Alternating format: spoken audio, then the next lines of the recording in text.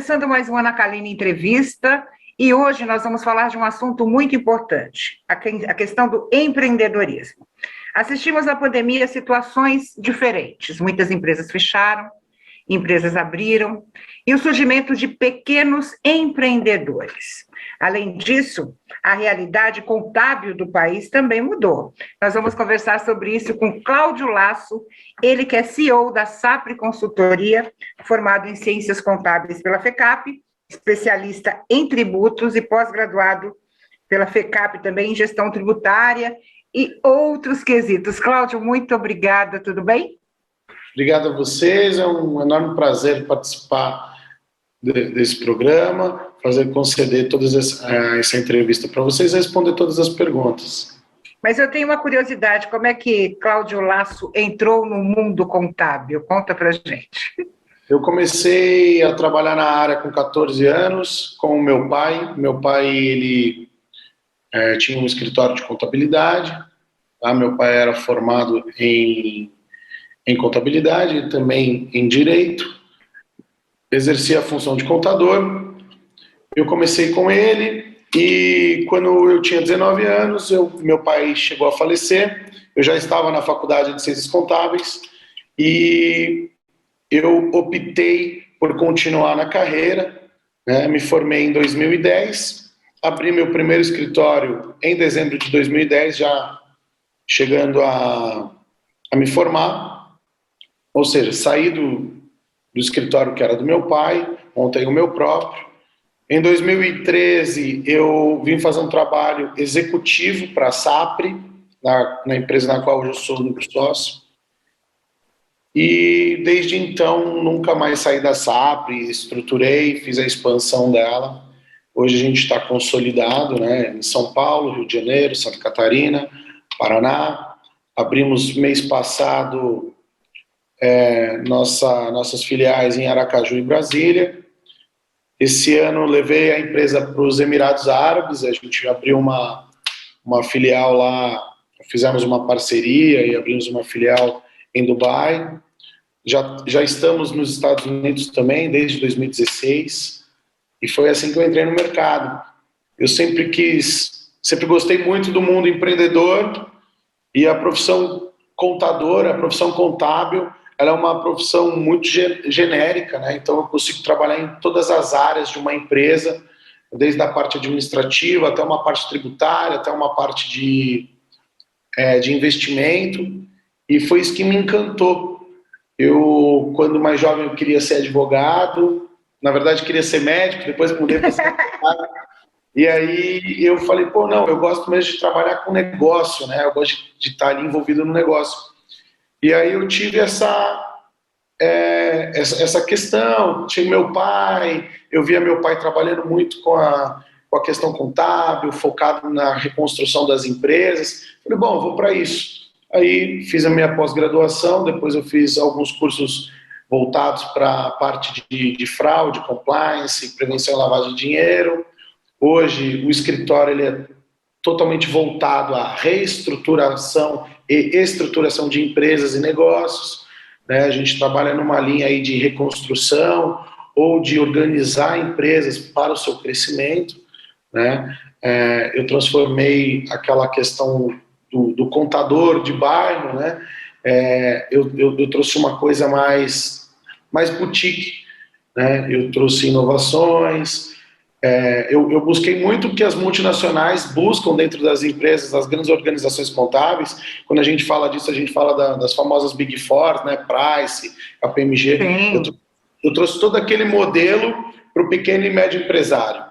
Mas o que você trouxe do seu pai para esse novo modelo? Quer dizer, desde os 14 anos trabalhando com contabilidade. Alguma coisa você trouxe? O que eu trouxe do meu pai foi a questão da relação de entender como a necessidade do meu cliente, né?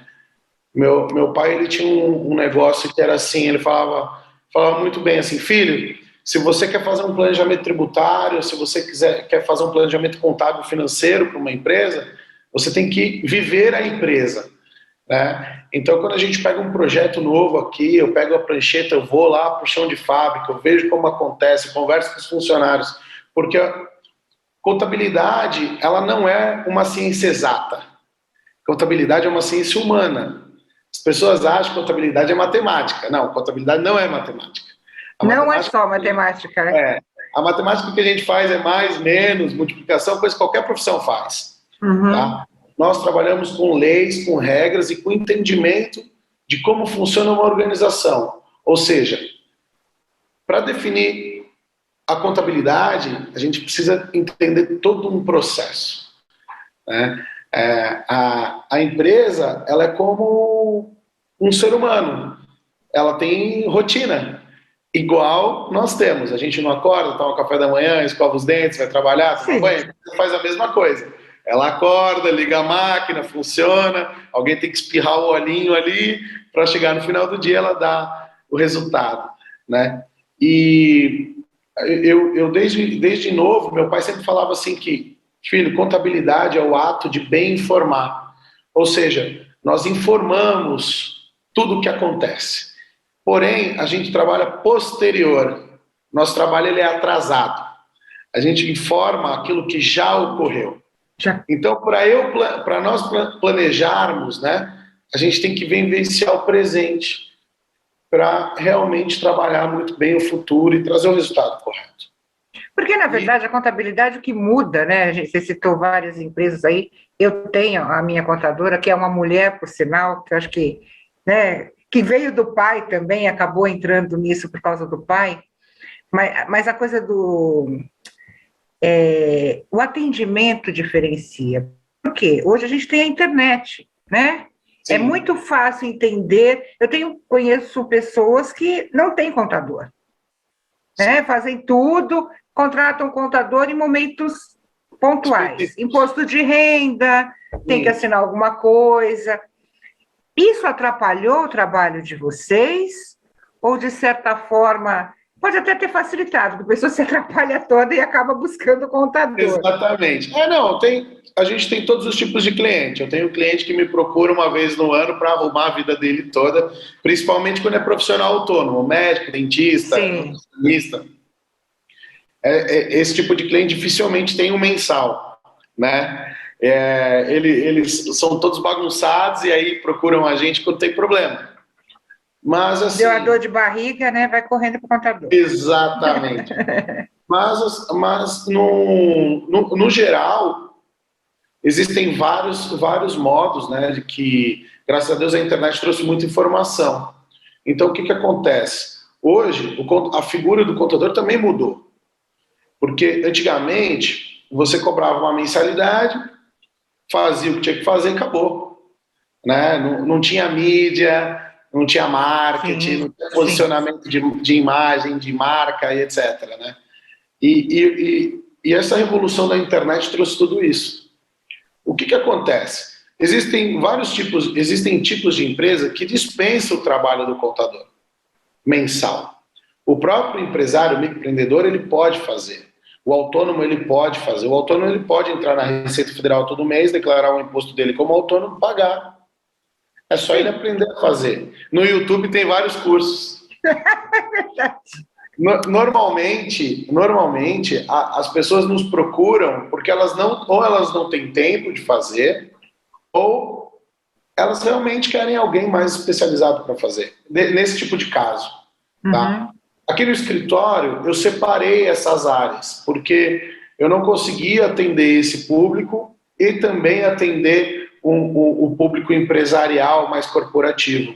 Então, o que eu fiz? Eu separei a área. Quem atende esse público mais autônomo, atende esses trabalhos esporádicos, é um time, o meu time corporativo ele é outro. Tá? Foi aonde eu consegui expandir. Com a chegada da pandemia, ocorreu uma coisa muito engraçada, porque vários escritórios de contabilidade fecharam, mas aqueles que ficaram abertos, a gente teve um crescimento de quase 200%. Nossa! Por quais fatores? Quais os fatores? O fator do seguinte, organização. Né? Eu estava vindo de uma organização bem enxuta, a gente já estava em expansão. Quando veio a pandemia, a gente estava pronto para atender uma demanda, né? E é onde vem a diferença do velho mundo para o novo mundo. O cara que não estava informatizado, ele morreu. E aquele escritório que estava já mais informatizado, mais moderno, estava pronto para atender o cliente, né? Ele é mais arrojado, ele cresceu, que foi o nosso caso. Então, a pandemia, tirando a situação saúde, ela foi maravilhosa para nós. Né? Porque a gente conseguiu atender rápido, a gente estava num modelo já muito mais informatizado. Hoje a gente trabalha por módulos, né? Então, assim, as empresas precisaram pensar muito rápido e a gente estava pronto para isso. Então, Quer dizer, houve esse pedido de ajuda das empresas, né? Mas não deu. Foi um exatamente. socorro. A busca do crédito financeiro, busca do crédito.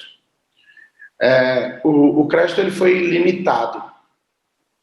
E eu tenho uma questão que é o seguinte, dentro da parte tributária, que é uma das nossas especialidades, é onde a gente consegue mais crédito financeiro para o nosso cliente.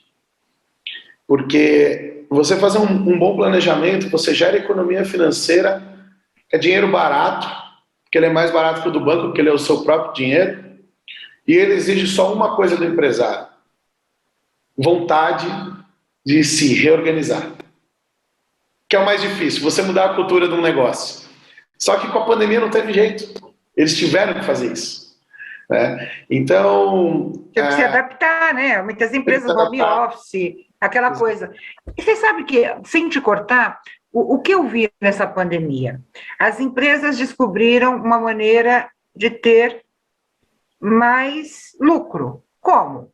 O home office. Eu acho que o home office gerou para a empresa um corte de custos, como aluguel, telefone, internet. Hoje a minha filha trabalha numa agência grande de publicidade, trabalha em casa e vai uma vez por semana à empresa. O custo dela para essa empresa é baixíssimo. Né? Você notou essa diferença? As empresas que fizeram essa transição, você notou esse aumento de lucros ou é só uma impressão minha? Para o pequeno e médio, empresário, né, é um custo bem... Para o grande é um custo bem relevante. Qual que é a ginástica que está acontecendo agora? Né? Muitas empresas já estão voltando ao atendimento presencial. Por quê? Existem tipos de serviço que o home ele é complicado. Por quê? Por exemplo, imagina um jovem de 23 anos que mora num apartamento de 60 metros quadrados com a mãe, com o irmão, etc. Esse cara trabalhando no home, atendendo um cliente na chamada. Né? É complicado. É um atendimento complicado. Então, o que as empresas estão fazendo? A chegada da pandemia obrigou com que todo mundo investisse em tecnologia. Para todo mundo continuar trabalhando, o mercado continuar funcionando. Tá? E isso foi bom. O que aconteceu? Aquelas empresas gigantescas, aqueles mausoléus, né? Isso daí foi otimizado. Então teve uma mudança de mercado, isso eu concordo. Porém, imagina um banco botando todo mundo em home. A produtividade caiu, né? A produtividade cai, ou seja, tudo bem, eles lucraram mais, por quê? Porque assim, o mercado, também as coisas aumentaram, né? O mercado ficou mais consumidor de uma necessidade, né? Tanto que a gente teve 2 anos de pandemia que a gente consegue aí ver bem claro. O ano passado, as pessoas tinham reserva financeira. Então parece que ninguém sentiu. O pessoal continuou saindo, comprando. Você olha, o shopping fechou, mas as lojas, quem foi para o mercado online, as lojas faturaram. Se deu muito bem. Fizeram muito bem. Né? Lojas online, lojas como Renner, venderam quase o dobro. Ou seja, o consumo aumentou. Né? Então por isso que também veio o lucro. Porque a venda online um custo bem diferente do custo da loja. Sim. Né? E o shopping teve que abonar o aluguel. Né? Então, assim, a gente falar que o lucro aumentou por si só, por conta da pandemia e tal, é meio mascarado, porque se a gente tem que analisar o macro, né? Analisar o macro, o micro, o médio, não tem jeito. Porém, Aqui no escritório, eu trabalho com home alguns dias da semana, tá? Por quê? Porque a gente depende do atendimento. Meus clientes ligam aqui, né? E eu depender de um sinal de internet, né? Para o meu time atender alguém, né, é muito complicado. Entendeu? Então, assim, a gente montou uma estrutura, a gente faz um home dentro da necessidade de atendimento, né? Quando parte da equipe está em casa, outra parte está aqui. Meus funcionários, por incrível que pareça, não gostam de ficar em casa, eles gostam da rotina do escritório, de vir para cá. É diferente, né? Você sai As de pessoas casa. sentem falta, é. Eu sinto falta. O meu programa é presencial. Eu faço assim, é aquela coisa do olhar no, né? Olhar no olho, ou até às Exato. vezes fazer uma brincadeira, encostar na pessoa. É A energia é diferente. outra, né? A energia é outra. É outro momento, né? A gente tem que se adaptar, óbvio. Graças Mas, a Deus está acabando, porque vários clientes que eu tinha que respeitar protocolos, né? sim, Então, eu tinha um cliente que a cada 15 dias eu tinha que fazer PCR. Era muito engraçado que a moça do laboratório já me chamava pelo nome. já ficou amiga. Eu já me sentia próximo dela, sabe? É, Mas várias empresas não pararam, tiveram que manter, principalmente as fábricas que trabalhavam sim. com consumo, né? A nossa filial foi aonde eu fui para o mercado de Santa Catarina, que foi um mercado que pouco parou. São Paulo parou muito, mas Santa Catarina não foi. O mercado do Nordeste também parou pouco, então, assim, foi aonde também... Foi uma expansão. A hora que fechou tudo, eu olhei onde estava aberto e eu ataquei. Claro. Foi, É o olhar foi, empreendedor. foi essa questão. A gente tem um slogan aqui, né, que o nosso negócio é maximizar lucro, né? Então, o nosso principal objetivo, eu falo em todos os vídeos na internet, tá? O nosso principal objetivo é minimizar risco financeiro, tributário e de gestão para o nosso cliente. Esse é o nosso principal objetivo, minimizar risco. O segundo objetivo é aumentar o lucro dele. Tá? Vocês fazem uma coisa de contadoria e consultoria também, né? Dentro Exatamente, dessas exatamente. áreas. Isso. Que é muito interessante. Qual foi a grande sacada? Em 2015, quando eu comprei a totalidade da empresa, eu falei, eu não quero ser um contador de DARF, de só fazer imposto. Eu quero mexer com algo diferente, eu quero fazer algo diferente. Eu quero mostrar para o meu cliente que aquilo que ele lê, aquele e-mail que ele recebe todo dia 10 com o fechamento dele, tem uma razão. Né? Então, eu procurei, eu estudei o mercado, como meus concorrentes trabalhavam e etc. Tentei trazer isso para dentro do meu negócio, deu tudo errado.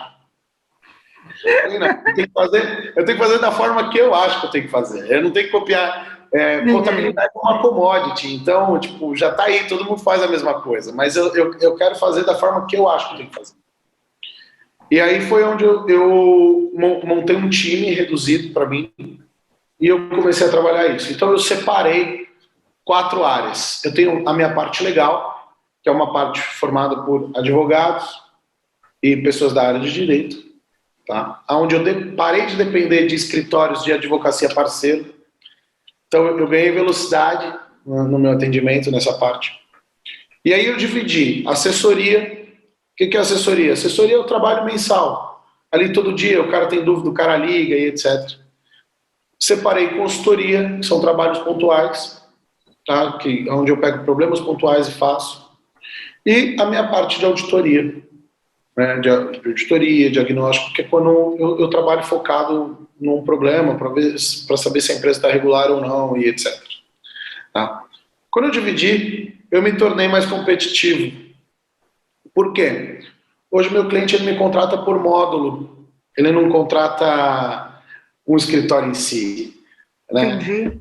Então eu me tornei mais barato, rápido no atendimento e consigo fazer uma coisa mais exclusiva, onde a gente consegue fazer um trabalho diferenciado, né? E como é que é essa? Esse é o seu diferencial. O nosso diferencial É esse o diferencial de vocês? É esse o nosso diferencial. Eu transformei minha empresa em módulo, onde eu ganhei agilidade no atendimento e trabalho com profissionais mais específicos. Ou seja, eu consegui sair de 100 funcionários, por exemplo, cair para 70 funcionários, 60 funcionários e atender numa velocidade mais rápida. Só porque eu separei os módulos, ou seja, eu tenho atendimento específico para cada tipo de problema. E como é que é essa sua atuação no mercado internacional? Você falou que está nos Emirados Árabes, em Dubai e nos Estados Unidos. Qual que é a sua atuação nisso? Lá fora eu não posso assinar como contador ainda, né? Uhum. Porque eu tenho que validar meu título, a gente já está nesse processo. Porém, o que eu faço? A nossa atuação é tanto daqui para lá, como de lá para cá. Então, quem está nos Emirados Árabes e quer comercializar algum produto aqui no Brasil, a gente faz toda a parte de abertura de empresa para eles, aqui, faz toda a questão legal, a gente traz o negócio e estrutura eles aqui no Brasil. Quem quer vender o seu produto lá, eu faço a mesma coisa. Por quê? Porque lá eu tenho um escritório que é parceiro, tá? Que nós somos filiados a eles, e a gente faz toda a questão da abertura de empresa, faz toda a questão da legislação, né? Adequa o produto para vender fora do país, tá? Nos Estados Unidos é um mercado mais fácil, porque o brasileiro ele já está mais próximo, né? Uhum. Principalmente de Miami, que é onde é a nossa sede. Então, eu tenho muito americano que vem abrir empresa em São Paulo e ele busca a gente justamente já por existir esse canal, por a gente entender a dificuldade deles, né? E saber transparecer isso muito, muito bem, tá? E a questão dos Emirados Árabes, que é uma coisa nova, que é um mercado que explodiu na pandemia. Impressionante, né? Impressionante. Dubai explodiu, sim, impressionante a velocidade do negócio ali. E na pandemia foi incrível, né? E muita gente tem dúvidas de como faz. E por que a gente se posicionou lá? 90% do dinheiro do mundo passam em 2 lugares no mundo: Estados Unidos e Dubai. Dubai daquele tamanho, né? A gente imagina daquele tamanho. Qual que é a arrecadação daquele país. E é incrível, porque assim... Criado, né? Um país criado. Quem criou Dubai deve estar... E tem uma ligação muito forte com a Europa, né? Porque assim, todas as centrais dos grandes bancos, né, são todas controladas normalmente pelas centrais do Reino Unido, etc. Só que assim, é muito legal, porque é um mercado muito independente, sabe? Então, é uma coisa curiosa. E o mercado americano, a gente já sabe, potência mundial, né? É um país que pouco industrializa, porém compra muito. A gente tem, aqui no Brasil, a gente tem várias marcas que só produzem para exportar para eles. Uhum. Né? É muito legal. Então, assim, antes da pandemia, a gente fez 3 expansões de marcas de vestimenta para os Estados Unidos. E as pessoas duvidavam, não, mas nosso produto vai ficar caro, tal, não sei o quê. Mas, assim, o americano, ele vê qualidade, né?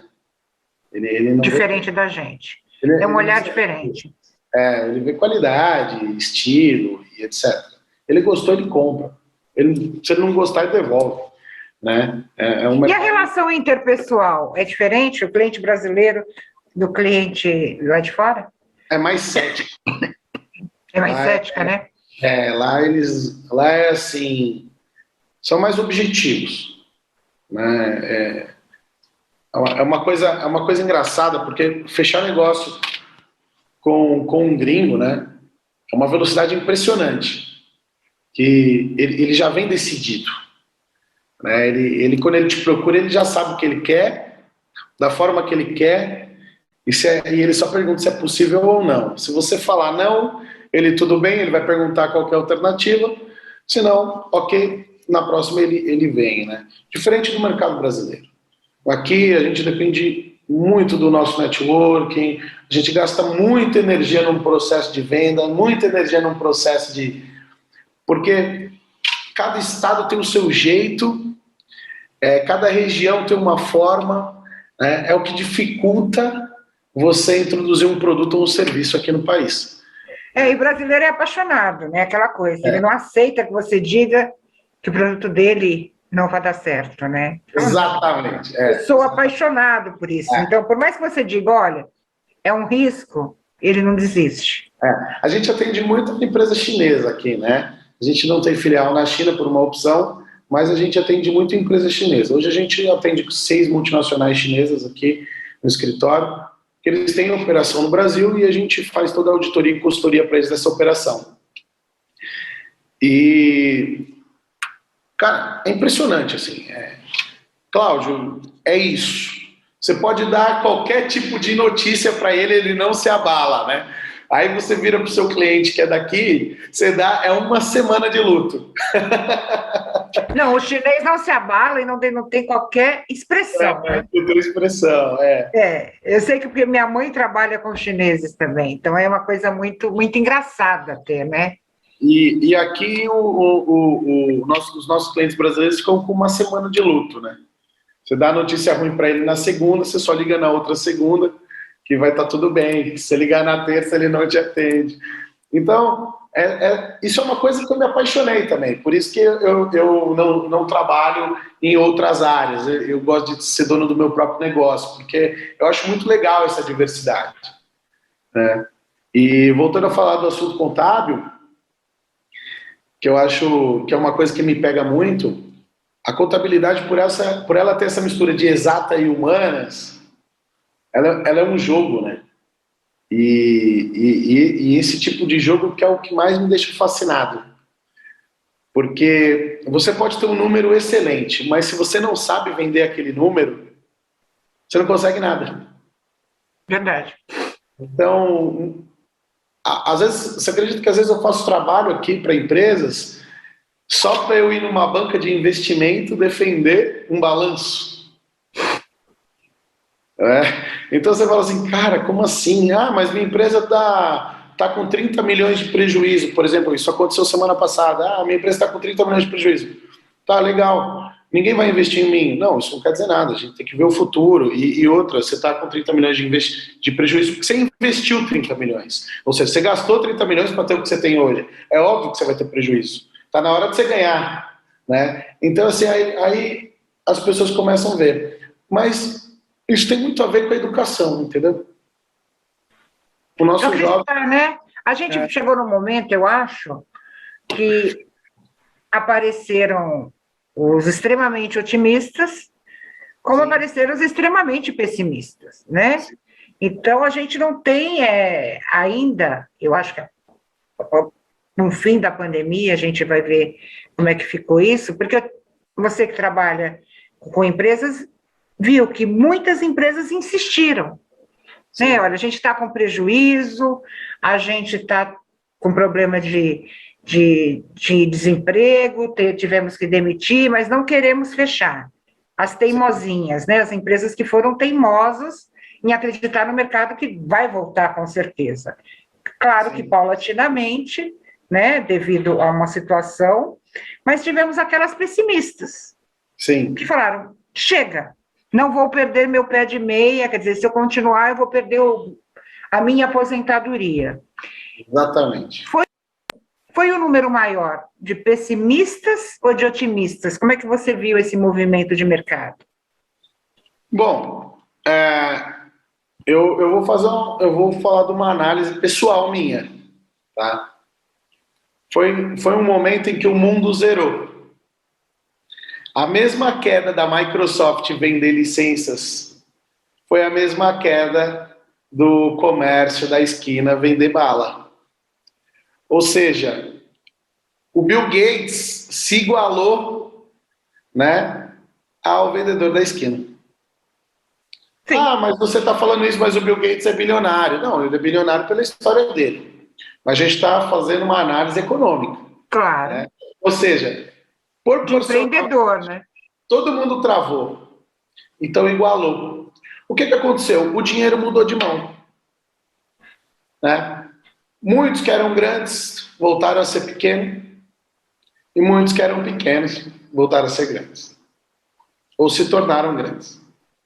Tá? Por exemplo, você imagina uma indústria de máscara. Nossa. Um microempreendedor de máscara que lá no interior de São Paulo ganhava dinheiro só fazendo a máscara, pregando, ganhando 20 centavos por máscara. Veio a pandemia, ele começou a ganhar 1,20 por máscara.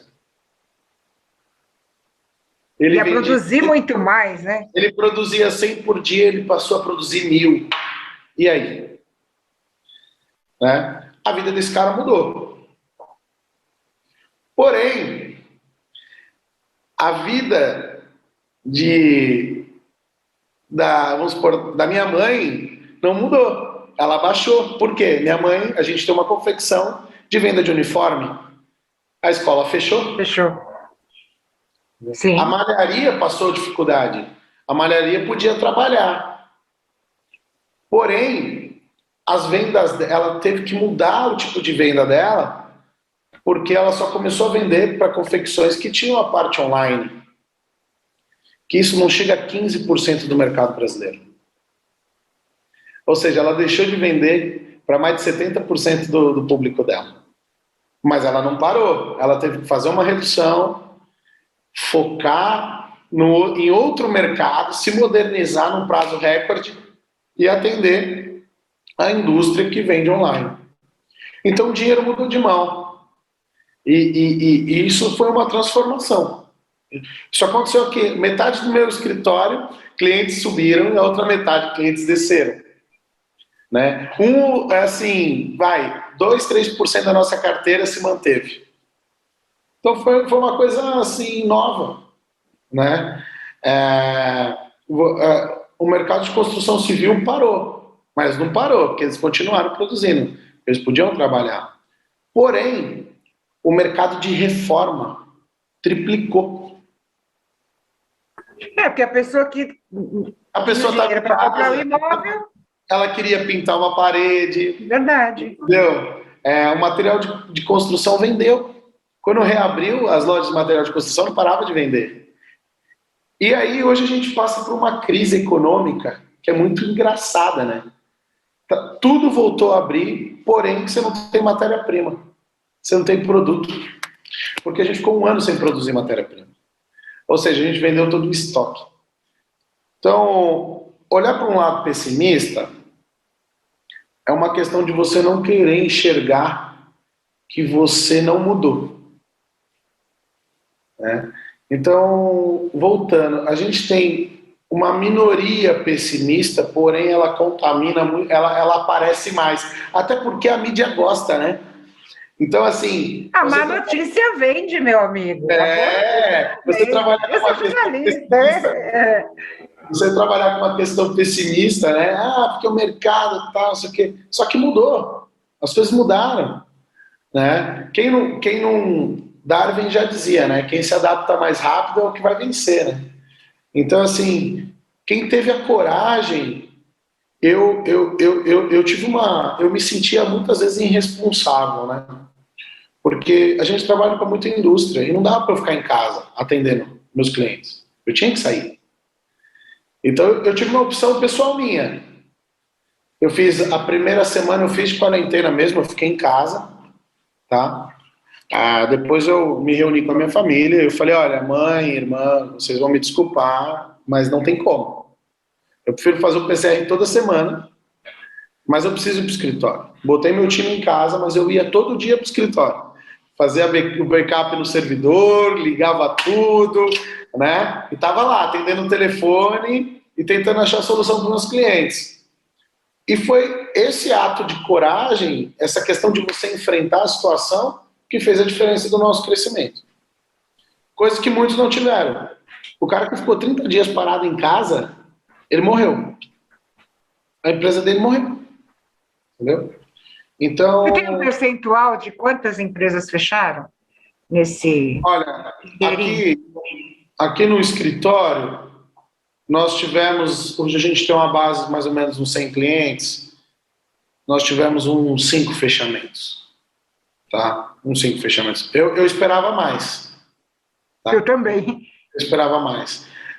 No mercado, no geral, o número é maior, mas tem que fazer outra análise. Já existiam empresas que já estavam em dificuldade. A pandemia só veio para encerrar, né? E também muitos aproveitaram a pandemia para encerrar, diante dos benefícios que a pandemia trouxe. Por exemplo? O governo deu muito benefício. Principalmente os empresários, eles usaram desses benefícios, dessas brechas na lei, dessas questões que o governo concedeu, né, de não poder protestar, processo trabalhista ser suspenso, aumentar o prazo de negociação, a dificuldade do profissional, ou seja, houveram muitas empresas que usaram da pandemia para fechar negociações de passivo e encerrar o seu ciclo, né? Então, assim, sabe aquela história, enquanto uns choram, outros vendem lenço? Então, muitas empresas usaram desse momento também para encerrar os seus ciclos de uma forma mais econômica e da forma que realmente ele conseguia. Porque a pandemia ajudou nesse quesito. Ajudou nisso. Outra coisa que eu noto, eu moro num condomínio grande, né? São 4 blocos, é um condomínio grande. E a gente percebeu no grupo do prédio que foram surgindo as microempreendedoras, principalmente as mulheres. Sim. Ou vendendo roupa, fazendo bolo, doce, artesanato. Houve esse movimento. Consequentemente, essas pessoas que criaram seus pequenos negócios, criaram suas empresas ou não? Continuam trabalhando informalmente? Olha, muitas pessoas foram para essa parte porque elas estavam em home office. E desesperadas, né? Sem renda. O salário reduziu, né? Porque veio aquele momento da pandemia onde as empresas poderiam reduzir os salários das pessoas. O salário reduziu. Elas precisavam complementar a renda, porque o salário reduz, mas o cartão de crédito não. Né? Então, as contas não param. Elas começaram a atribuir ou a descobrir novas habilidades manuais e etc. Porém, grande parte, mas assim, eu não vou, se eu for falar em porcentagem, eu arrisco em falar assim, 90% dessas pessoas, depois que o mercado volta, ela para de fazer isso. Porque empreendedorismo e segurança não combina, né? É verdade. Não combina. Então, o que acontece? Quando você tem um trabalho registrado, todo dia 5 você tem seu salário, etc. Isso no empreendedorismo não combina. Porque hoje você tem tudo, mas você não tem nada. Mudou o mercado, veio uma pandemia, te quebrou, acabou. Você tem que se reinventar. Né? E qual que é o problema? As pessoas, elas têm medo desse choque, né? Então, o escritório foi bastante procurado para abrir MEI, para abrir empresa. A gente abre bastante empresa no ano, no mês e tal. E na pandemia a gente foi muito procurado para isso. E a nossa posição era, você sabe que se você abrir um CNPJ e é uma questão só de 6 meses, não vai valer a pena. Você vai ter um prejuízo. Então pensa bem. Né? Porque as pessoas acham que abrir um MEI, eu abro o MEI e pago R$50 por mês, 50, R$70 por mês. Agora exatamente. Não sei isso. E tá tudo bem. Aí vira um ano, ela não declara imposto de renda dela. No próximo ano dela, o CPF dela está cancelado, está suspenso. Aí ela tem que regularizar o MEI, ela tem que regularizar o imposto de renda dela, vai ter multa. Então as pessoas não pensam nisso. Né? Foi uma coisa legal, assim, porque no meu condomínio aconteceu a mesma coisa, né? Tinha assim, todo dia tinha alguém falando, gente, hoje eu fiz um bolo de chocolate, né? Quem quiser, né, R$1 o pedaço, né? Bem isso. Gente, eu tenho um sapato aqui que eu não uso e tal. Foi um desapego e ao mesmo tempo foi assim um método de sobrevivência também. Gerador de renda, né? As pessoas criaram isso. Mas muitos muitos negócios nasceram na pandemia por conta disso. Principalmente aquele que ficou desempregado e precisou se mexer, né? Uma profissão assim, muita gente saiu do Uber, foi descobrir outras coisas, entendeu? Muitas pessoas, porque assim o Uber também caiu, porque as pessoas pararam de sair para trabalhar. Outras profissões mudaram, né? Por exemplo, sei lá, a gente tem um caso aqui que o cara era pintor. Ele trabalhava com uma pessoa, ele abriu uma empresa de fachada agora, porque o mercado está abrindo de novo, né? Foi se profissionalizar, fez curso e etc. Então, assim, muitas coisas, pessoas que tiveram coragem cresceram. Pessoas que ficaram na mesma assumiram o risco de ficar na mesma ou de ter prejuízo ou baixar, né? E pessoas que passaram por algum tipo de necessidade, essas foram fortes e foram para cima. Tentaram, né? Principalmente aquele que tem família, né? Aquele que tem família, seja para cima.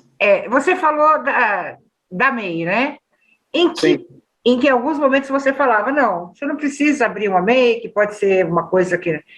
Então, em que momento, né, do meu negócio, por exemplo, eu faço bolo, vamos colocar a coisa assim que você falou que é momentânea, mas que pode se tornar uma coisa corriqueira. Eu faço bolo.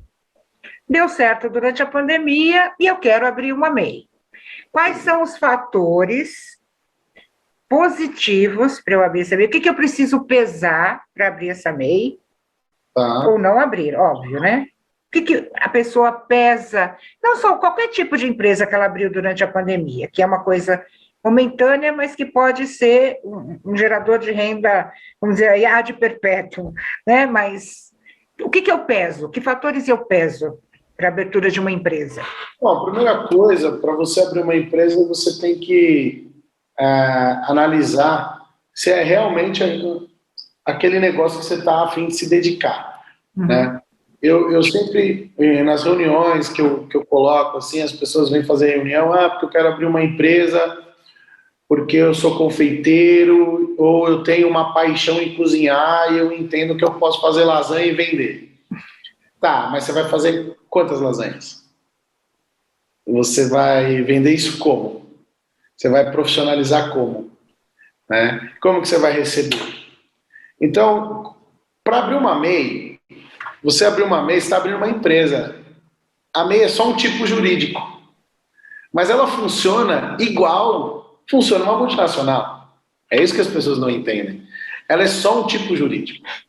Dentro do porte dela, né? Dentro do porte dela. Ela tem penalizações tributárias, ela tem regras tributárias, ela tem várias coisas que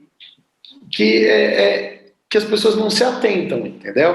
Então, por exemplo, você abre uma mês, pode faturar lá até 6 mil por mês, por exemplo. Aí tudo bem, você vai lá, fatura o primeiro mês 6 mil, aí no outro mês você fala, só vou passar só 2 mil, no outro mês só mais 2 mil, aí 8, 9, 8, 9, 8, 9. Aí chega no ano seguinte, o governo te manda uma cartinha, que você não é mais MEI, você foi desenquadrado, e que agora você paga um imposto normal. Aí imagina você sair de 60, 70 reais de custo tributário e vai para 16,33% do seu faturamento. É um choque, claro. É um choque. Aí você não está pronto para isso. Então, quando eu sou procurado para abrir uma MEI, tá? Eu explico isso para o meu cliente, porque ele tem que saber. Entendeu? O seu problema não é agora tá maravilhoso, você vai conseguir emitir nota, você vai fazer tudo certinho, você vai vender, você vai abrir conta no banco, você vai ter sua maquininha de cartão de crédito, você vai gastar 10 reais para fazer um bolo, vai vender por 30, vai ganhar 20, ótimo. Porém, você tem que se manter nessa faixa. Para você crescer, você vai ter que subir um degrau, e esse degrau ele custa. Quando eu ponho esse pensamento, normalmente a pessoa trava. Entendeu? Porque, infelizmente, no nosso país... eu quero ganhar muito e pagar pouco. É óbvio, né? Que é a lei do brasileiro. É isso. Essa é uma cultura, graças a Deus vem mudando, né? Mas essa é uma cultura enraizada, cara, enraizada, né? E isso é uma coisa assim muito ruim, né? O MEI, por exemplo, as pessoas têm MEI e recebem o dinheiro na pessoa física. E a MEI é uma PJ. Ela precisa ter uma conta, pessoa jurídica no banco. Ela precisa receber por ela. Se você recebe na sua pessoa física, é renda. E você vai pagar de 7,5% a 27,5% de imposto de renda. Sim. Né? E aí, é isso que eu... mas é MEI, eu sou profissional autônomo. Não, MEI é CNPJ, é uma empresa normal. Emite então, nota fiscal, declara imposto de renda. Normal. Então, normal. Quando eu sou procurado para abrir uma MEI, eu coloco isso na mesa. E aí a pessoa ela tem que saber disso daí, aí ela toma a decisão e o risco dela. Grande parte dá para trás. Falar, não, vou continuar fazendo, vendendo no condomínio do prédio, faço minha rendinha extra ali por fora mesmo, tá tudo bem e acabou. Né? Agora, aquele que realmente vê futuro no negócio e que está afim, ou ele já fala, não, Cláudio, então eu quero abrir normal e quero ser uma empresa do Simples Nacional, tudo bem, eu vou pagar um pouco a mais, mas eu estou a fim de investir. Ou ele começa como MEI, testa um negócio, vê que dá certo e aí ele faz a migração para outro tipo jurídico. Tá? Eu te falo uma proporção, de 10, 3 fazem isso, o restante se mantém na irregularidade mesmo. Cláudio, a gente sempre fala, né? Tem duas máximas, né? Que eu sempre ouvi. O Brasil é o país onde mais se paga impostos mesmo, ou isso é utópico? Porque a gente vê, por exemplo, nos Estados Unidos, é uma coisa transparente. Eu vou comprar um produto, eu morei lá, comprei esse celular, vem valor do celular e a tax, né? Eu Sim. sei quanto eu estou pagando de imposto por aquele produto. A gente não tem esse tipo de comportamento no Brasil. Sim. Então, a gente vê as propagandas. Está passando agora uma propaganda da Petrobras, mostrando que o preço da gasolina é alto, porque o valor do ICMS é alto, apesar de ter tido uma redução de IPI, uma isenção pelo governo federal. Mas nós somos o país dos impostos? Ou isso é utópico? Assim, ó, a soma das porcentagens, a soma da carga tributária, nós não somos o país mais caro. Uhum. Tá. Qual o país mais caro? A soma, putz, de cabeça, assim, eu não sei. Mas, ó, engraçado que os Estados Unidos até passa a gente. É? Sim, a distribuição tributária, a nossa, faz com que a gente é mais caro. Entendi. Por exemplo, nos Estados Unidos, vamos dar um exemplo do país da América, né? Uhum. Nos Estados Unidos, se tributa muito a renda. Então, quanto mais você lucra, mais você paga. Quanto mais você ganha, mais você paga. Porém, a tributação no bem de consumo, de uso e consumo, ela é baixa. Que é aquele 7% lá que você paga, ou no máximo 9%, depende do lugar que você está. Uhum. E existem lugares que é zero. Por exemplo, se você estiver em Minneapolis, no inverno, roupa de inverno não tem tributo. Tá? É como Dakota do Norte também, segue esse mesmo modelo. E assim vai. Então, o que acontece? É normal isso. Tá? No Brasil, se tributa muito o uso e consumo.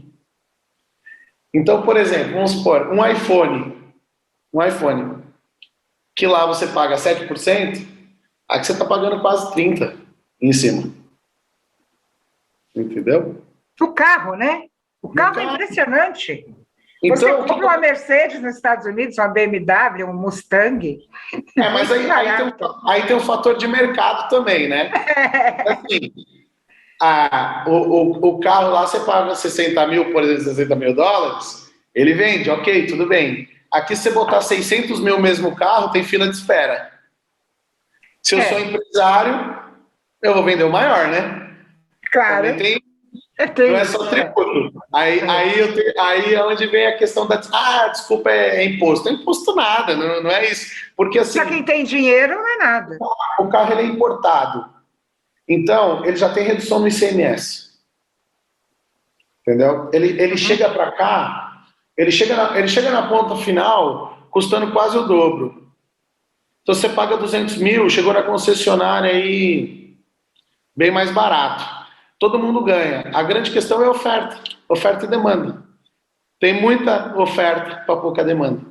Então é preço. Eu vou dar um exemplo de Porsche. Hoje uma Porsche custa 1 milhão e 100, vamos supor. Você compra uma Porsche zero lá por 1 milhão e 100 e espera 6 meses para o carro chegar. Há 2 anos atrás, a mesma Porsche valia 350 mil a menos. Não, o carro nacional está assim, né? Hoje você compra um carro, o carro montado aqui, né? Espera 2 meses. 120 dias. Tem até 190 dias. Tem fila de espera. E o povo está sem dinheiro. Imagina se tivesse com dinheiro. Agora, voltando ao tributo. Aí no Brasil, o tributo sobre a renda, quanto mais você ganha, menos você paga. O que acontece? Se você ganha 10 mil, você paga proporcionalmente ao cara que ganha 20. Uhum. Então, o seu poder de compra diminui. Quer dizer, o percentual é o mesmo para faixas grandes, Uma né? faixa gigante. Ganha 10 mil a 50, um exemplo, paga a mesma coisa. Exatamente. Por exemplo, o empresário. O empresário, ele recebe lucro. Uhum. Quando ele recebe lucro, dividendo não tem imposto de renda, que a empresa já pagou. Só que a empresa paga sobre o lucro dela. Ou seja, sobre... O lucro dela é 3%, vamos supor. Aí você pega 15%, 3%. Beleza. Pagou o imposto de renda e distribuiu para o sócio. Ele ganhou 100 mil. Ótimo. O funcionário dele, que ganha 15 mil, pagou 27,5 de IR. Quem pagou mais? Ele. O funcionário pagou mais. Claro. Que pagou sobre um teto já ali, entendeu? E o cara, como ele pagou menos imposto de renda, ele consegue pagar qualquer produto com 30% de imposto. O cara de 15 mil não consegue. Então, essa é a relação dos outros países. O bem de uso e consumo, ele é tributado de uma forma fixa e menor, onde aumenta o poder de compra das pessoas. O cara que ganha $1.000, ele pode ter o mesmo celular do cara que ganha $1 milhão. Aqui no Brasil, não. O cara que ganha 10 mil reais, ele demora 2 gerações do iPhone para ter um novo. É o cara que ganha 30 mil reais e ele ganha de lucros e dividendos isso, ele troca de iPhone a cada 6 meses. Cláudio, mas ainda vamos dizer assim, é positivo ser empresário no Brasil? É positivo, mas tem que ter coragem. Já falou isso, eu já desisti. Olha, o Brasil é a terra da oportunidade. É. Eu falo para muito cliente meu, quer ser rico? Quer ficar milionário? Fica no Brasil e se faz aqui. Ficou rico, ficou milionário, você vai para fora. O Brasil é a terra da oportunidade. Primeiro, a gente tem uma educação muito baixa. Se você já chegou na faculdade, você já faz parte aí dos 5, 6% da população. Talvez eu estou sendo até otimista falar 5, 6% da população. Tá? Se você fala um pouquinho de espanhol, um pouquinho de inglês, você já superou mais esses 5, 6% da população. Tá? Agora, vamos falar de um país onde você tem terra boa, água boa, um super clima, né? Aqui tudo que você planta dá. A gente não tem furacão, a gente não tem nada. Ou seja, a gente funciona os 365 dias do ano. Verdade. Tá? Não temos neve, né? Que atrapalha muito. Ou seja, você está numa potência. Qual é o nosso problema? Educação. A gente não tem educação suficiente para fazer um trabalho. Só que a gente ser comparado com a Europa ou com os Estados Unidos é um pouco injusto. Sabe por quê? Quando a gente estava sendo descoberto, quando saiu o metrô Jabaquara aqui, Nova York já estava toda emburacada de metrô. né? Ou seja, eles tiveram anos e anos na nossa frente de evolução. Nós não temos nem 600 anos, nem 700 nós somos um país extremamente jovem. A gente é um país jovem. E detalhe, a gente tem internet há 20 anos, nem isso, né? Então, é um pouco complicado, né? É claro, se a gente falar de Emirados Árabes, a gente falar de Dubai, que é um país jovem, mas assim, ali não, mas Dubai chegou com modernidade. Ele já foi montado com modernidade.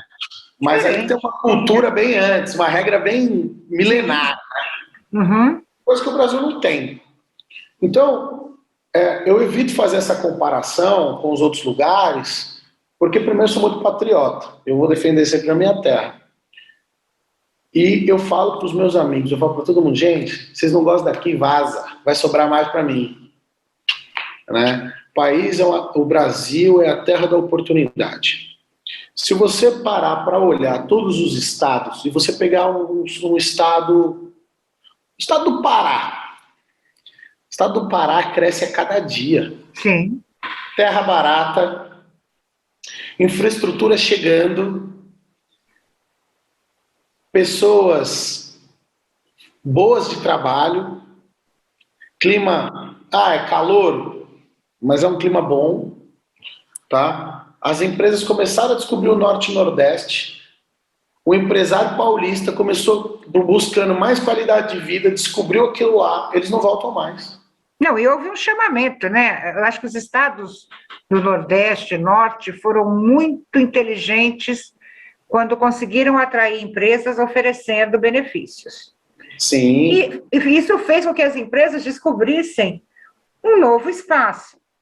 E aí faltou dinheiro. Aí dinheiro. Vamos lá, a pessoa que tem uma faculdade, a pessoa que tem um pouquinho a mais de conhecimento, a pessoa que tem não sei o quê, e se arriscou a ir, ela fez a vida. Entendeu? Então, por exemplo, São Paulo é a capital financeira do país. Não tem jeito. Toda empresa que cresce fora daqui, ela vai gerar uma sede, uma filial aqui. Porque aqui que acontece? Aqui acontecem os maiores eventos do país, aqui acontecem os maiores investimentos do país, as empresas têm que estar aqui. Então é uma coisa natural.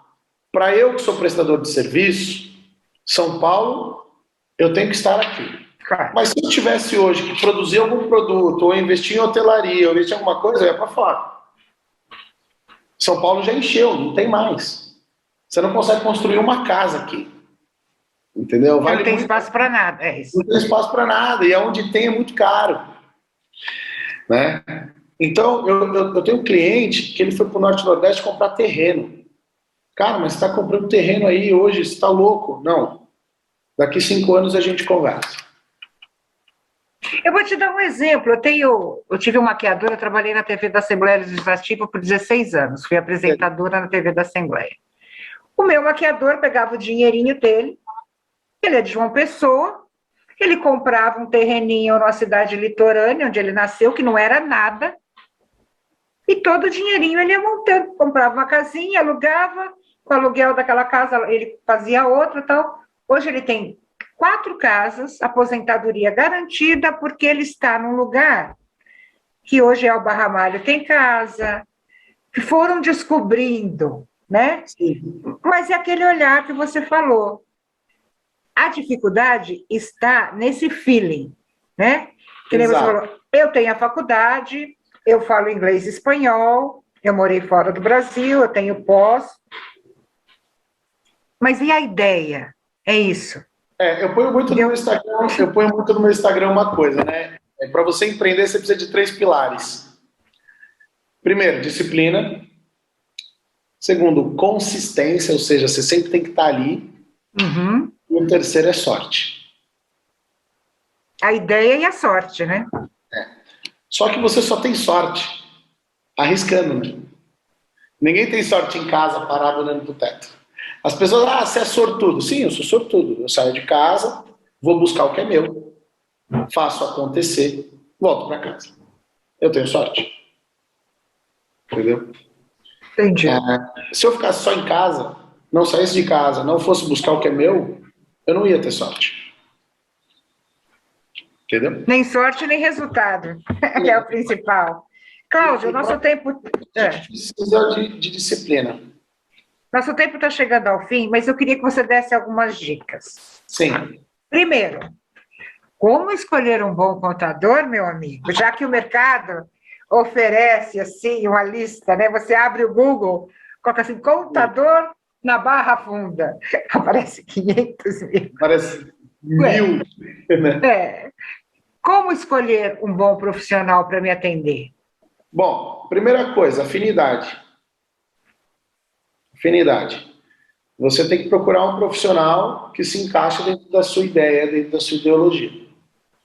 Não adianta você procurar um profissional que ele pense diferente daquilo do seu plano. Ele não vai te ajudar, ele vai bater de frente, ele não vai te ajudar a ir em frente, entendeu? Então, se você é um profissional arrojado, se é um empreendedor arrojado, você tem que ter um contador mais moderno, você tem que ter um contador arrojado. Uhum. Né? Se você é um cara que não assume riscos, você não gosta de risco, você tem que ter profissionais que trabalhem sem risco. Né? Ah, mas Cláudio, você está dizendo que você é um contador arrojado? Sim, eu sou um contador arrojado. Eu olho para o crescimento do meu cliente, Claro. eu estudo a legislação para isso, né? E hoje todo o perfil dos meus clientes que estão aqui, ou eles estão na beira da loucura e ele me contrata para, sei lá, dar um jeito e colocar um negócio no ar de novo, ou eles querem chegar na loucura, né? E porque é o meu estilo de trabalho. Eu tenho colegas que são extremamente conservadores. E eles assim me chamam de louco pelos projetos que eu pego e etc. Já eu quando eu recebo, eu indico muito cliente para eles, né? Porque quando eu entendo que o perfil não vai se encaixar, eu não gasto minha energia. Falo, olha, eu tenho um colega muito bom, vai te atender super bem, entendeu? Apresento as pontas, passo, acabou. É a minha postura como profissional, tá? Porque eu já tentei atender todos os lados e não dava, não dá.